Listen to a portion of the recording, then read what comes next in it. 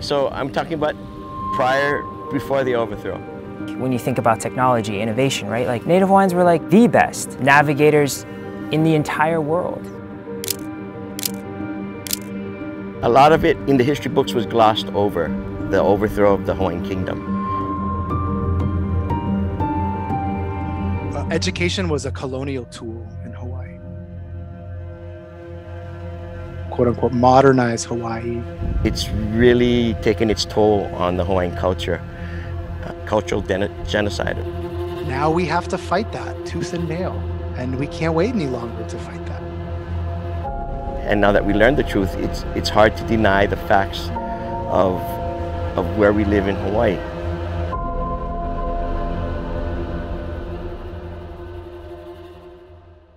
We don't focus and talk about the strengths of our indigenous people, right? I think it's always like what they can't do, that they don't show up, that they're causing these issues.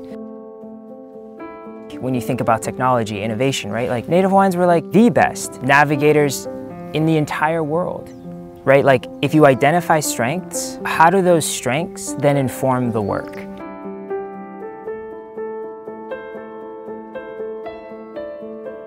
A lot of the history of the colonization of Native Hawaiians really starts with taking things away from communities and just drying out the resources here on Hawaii. And Matthew and I really thought intentionally about how can we not just design for communities and do things to communities, but really thinking about how do we design with communities and with our students. Hawaii is a place that's built on trust. Uncle Wally Lau told me, seek to understand. If you really want to learn, whether you're here or not from here, when you seek and when you come with that mindset, those actions of empathy, the place opens up to you and welcomes you. And whether it's the people, whether it's place, in our case, a lot of it is students, it really holds all the answers.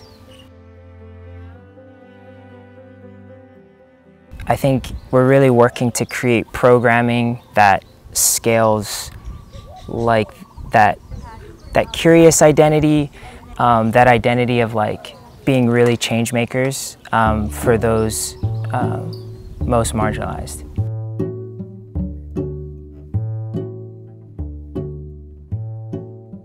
How do we leverage those strengths to then solve the problems that matter most to our students?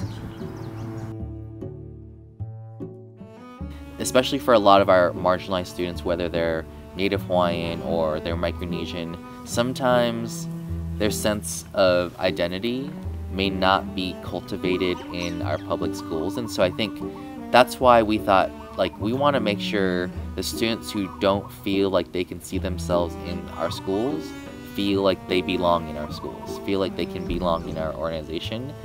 And I think from the very start, we've known that if we not only listen to student voice, but also act on student voice, we're gonna get it right every time.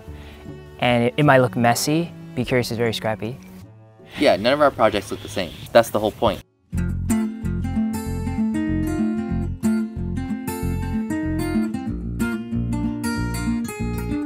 Whenever a student feels a challenge, sees a challenge, they think in their mind, let's go to Be Curious. Like, that's the place to solve it. They have a challenge that they want to address. They come to us, we coach them through it, they're given the resources to explore that project, and then they come out with a final product that they can then present to an authentic audience.